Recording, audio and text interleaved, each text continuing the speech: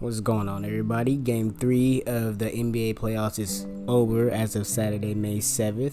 Every game 3 is over with every with every series being 2-1 as of now, with the Warriors, Heat, Suns, and Bucks leading, all leading 2-1. And I only watched the Warriors game because I couldn't watch the other ones. I was at work, but I did watch the highlights. I did look at the box scores. I did my fact checks a little. They might not be 100%, but this is just talking out the cuff, so whatever. And I'm gonna start off with the Heat, I guess, or the Heat Sixers series. And with that series, Embiid came back. He had the orbital fracture. He came back with the mask.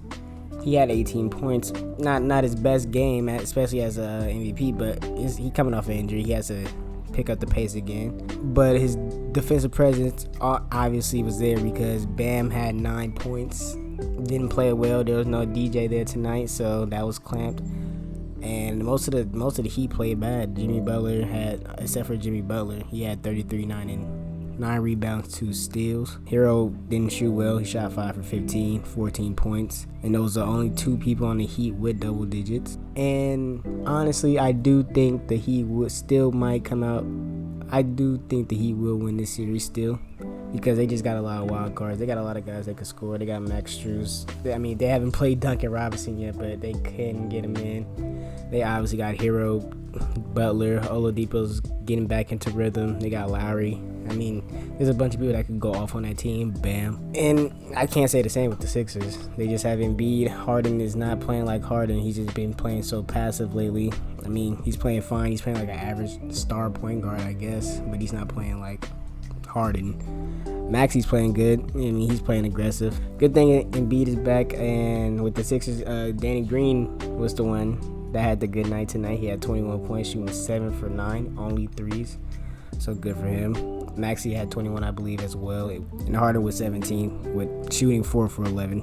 So in order for the Sixers to win, they just need to have Harden play aggressive. If he's not aggressive, they can't win. Everybody's gonna just focus on Embiid. Obviously, that's the star of the team. But if they just shut Embiid down, the series is pretty much over. So they can't make Harden play how he aggressive. That's just up to him. Tobias Harris has been stepping up as well lately. But other than that, for that series, I do think the Heat is still going to push that out just because they are such a well-rounded team. And they're the more healthier team. And has just way more scoring and just great defense all around. So I do think the Heat will win in, I'll say, 5-6. But the next game is the Mavs versus the Suns. The Mavs got a win on CP's birthday. They shut him down in Book. They didn't play well.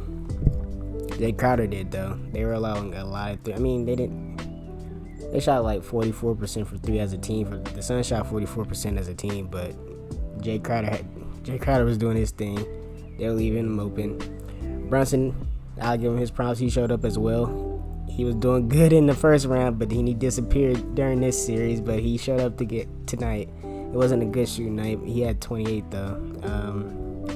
Luka as well didn't have a good shooting night. But he did do everything else. He had 13 rebounds, 9 assists. I think like 2 steals. So he was still being a leader on the court, even though his scoring wasn't that well. And I will say for the Suns, the Mavs were attacking the paint way too much. Like, they are a smaller team than the Suns. The Suns got a lot of bigs. They got JaVale McGee. They got Cam Johnson, Aiden, and they just could not guard the paint. Brunson was attacking, Dinwiddie, Luka, everybody was attacking the paint, and I just don't know how they couldn't stop that. And for them, and still with the Suns, and I feel like they just need to give the ball to Aiden more. In game 1, he had 25.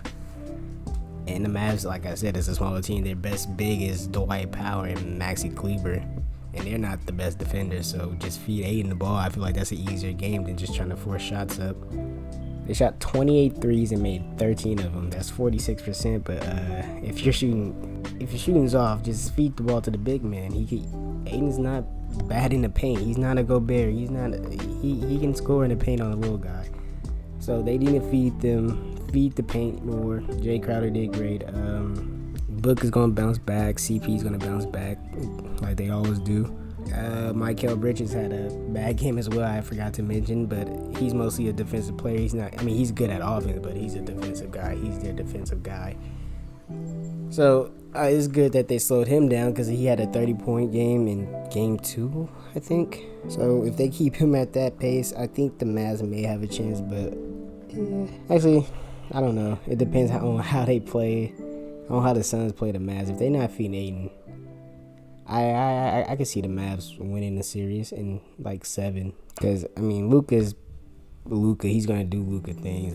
Brunson, if Brunson keeps playing like series 1 Brunson, that's a done deal. All they gotta do is just shut down Book. CP's gonna do most of the passing. I mean, he can score at will with the pick and roll mid range, but all around that just Book scoring and spot up threes from Crowder and the rest of the team. So if they shut down Book and Brunson is playing well, they have a shot to push this to game 7, I believe. But if they don't, I have the Suns at 5. Next team, Bucks, Celtics. Which again, I can't predict this series. It's literally could go either way. They're both good defensive teams, and tonight's game was a close one. The Celtics lost by a few milliseconds, I would say. Al Horford made the shot. It was a smart play by Marcus Smart, and he got his own rebound. And I will say, I think Marcus Smart got fouled on that shot, but I didn't get a good angle on that. They had plenty of chances. They just didn't get the shot off in time. But squeaked it out. But for the Bucks, that is scary because Giannis did have a 42-point, almost triple-double, but to win by 2 points, it's scary. You clearly need Chris Middleton out there. He's that second option. Drew Holiday is not the second option. He's their third when Chris Middleton is there. He did have 25, but it wasn't a good 25. He shot like 10 for 22 or something. And I mean, he did hit a clutch shot to gain the lead at the end, but that's just not enough. I think the Bucks should be kind of worried or just game plan a little how to slow down Brown and Tatum. Tatum did have a bad game, but that's not always going to happen with Tatum. Tatum is borderline superstar now. That's not going to always happen. So they need to figure out. And Drew's just inconsistent. You're not going to always get a 25 from this man. He's just good. He's great defensively, but he's not the one you're going to look for on a scoring day-to-day basis. And with that being said, I also think Bobby Portis need to step up as well because he's their fourth best player. He's been playing solid all season round, but right now he definitely need to step it up for them because Giannis cannot do this by himself. The Celtics defense is way too good. They have Robert Williams in the paint. Al Horford is a great defender in the paint as well, and he's playing good offensively in this series too. He just had 22, and again that buzzer beater that could have brought it into OT, but unfortunately it wasn't put back in time. And Tatum and Brown and obviously the DPOY and Marcus Smart is there on the court too. So when you got that guarding Drew Holiday and the rest of your guys, all they gotta do is really just worry about Giannis. And I think their game plan is it should be just let the rest of the team play, just try to stop Giannis because that's impossible to do. So with the rest of the team being as inconsistent, if you can slow Giannis down, you can gain a lead in this series. But they have a lot of great defensive pieces and Derek White off the bench as well. So they got a lot of guards or like wing players to stop the shooting from like Pat Connaughton, Dante DiVincenzo. They have the defense for the perimeter. All they need to do is slow down Giannis just going full force into the paint. And they did one game. I forgot which game that was. I think it was game 2. I want to say he had like 20, I think. So if they could keep him to like 25 or below, not below. You can't keep him below that, but like 25 to 20 point games. I think the Celtics can win in 6, but I think a game 7 is inevitable to say. Just how well both teams are, well-rounded. Even though Chris Middleton is injured, just two great teams still. So I don't know who I got in that series. I can't say. I have my opinions for the other two, but this one I cannot say. This is a coin toss at this point.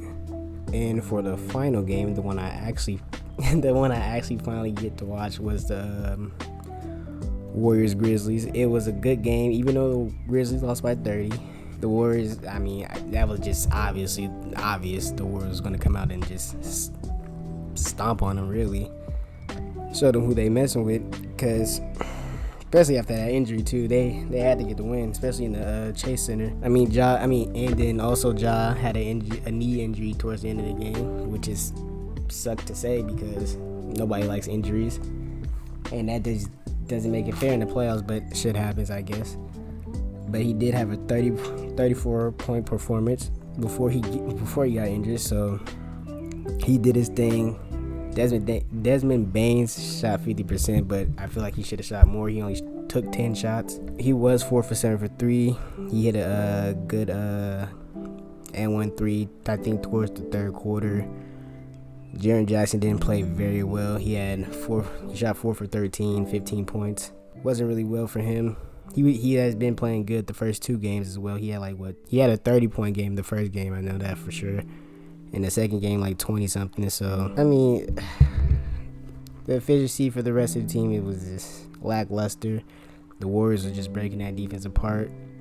Otto Porter had a great game. He was good on defense. And Jordan Poole turned it up in the third quarter. I mean, the second half in general, he had finished with 27 off the bench. Shot 11 for 17 all around. Clay finally had a good game this series. It was 8 for 13, 21 points. It's not a big performance, but I mean, he didn't really have to. He didn't have to do much this game because Curry had 30, Wiggins had 30, and a crazy poster. Man, fucking bulldozed that man like a goddamn train. And then Kuminga, his first start, the youngest player to start in NBA playoffs, 19 years old. He had 18 points. Solid game for him, and he was playing solid on defense with Iggy mentoring him along the way as he played. And I think this series out of every series is probably a done deal because Game 4 is in the Chase Center again. Ja's a little shaken up from the knee injury, so if they do play him, he might have to play a little bit slower, and that's their main guy. Even though in the regular season when he was out, they went on a 14 game win streak or so. Well, they can win without him, but in this playoff intensity, I don't think they're ready yet. We don't know. I don't know.